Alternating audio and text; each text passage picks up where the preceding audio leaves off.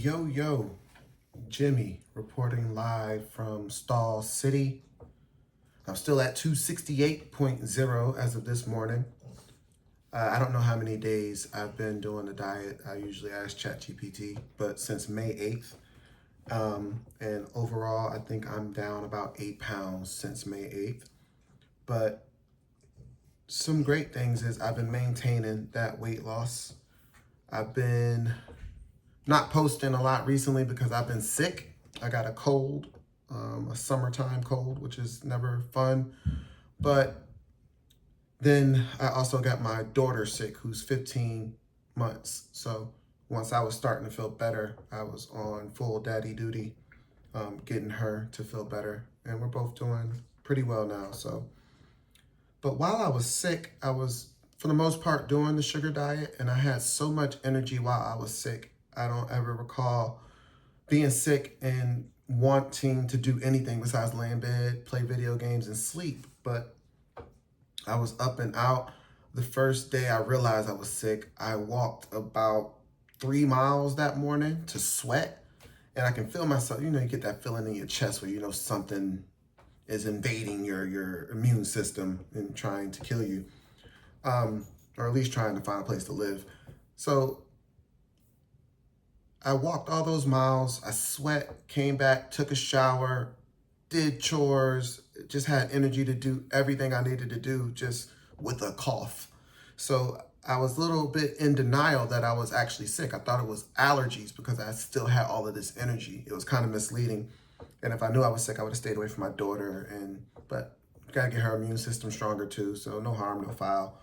But one thing I've noticed throughout this diet, I'm not drinking enough liquids. There was a couple times I drank too many liquids. My electrolytes got low, felt faint, and it kind of scared me away from liquids. Or I'll drink a bunch of liquids and feel bloated and not like that feeling. But I'm starting to learn that temporary bloat isn't the end of the world. So I need to definitely start drinking more water in between sugar fasting, or if I'm having a regular meal, I need to drink a lot more water. But when I started to feel better, I got 2 days of, I always have fruit or fruit juice or sugar until noon. That is almost embedded in me now. So when I have cheat days, it's usually lunch and or dinner. And I had 2 lunch and dinner days back to back, and I was 268. Yesterday, I sugar fasted for most of the day, and then I ended my day with a starch, just some rice and beans.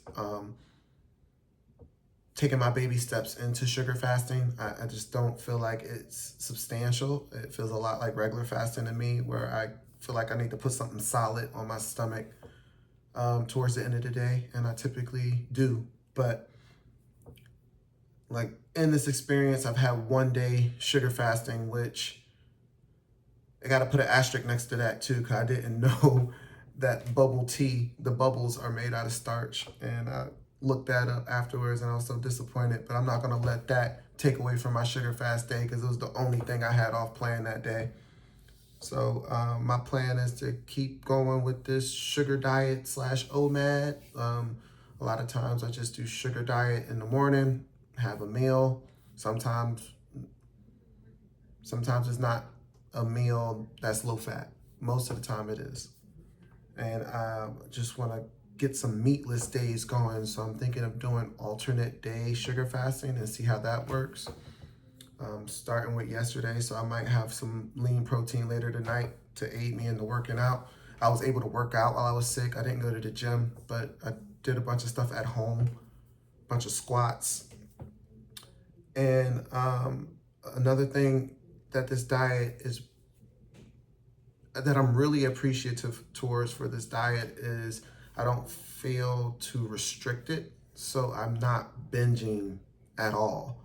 I am staying up too late, and as you stay up late, you need that energy to stay up late. So I'm having extra candy or extra juice or extra anything, even if it's just like a serving of dry cereal.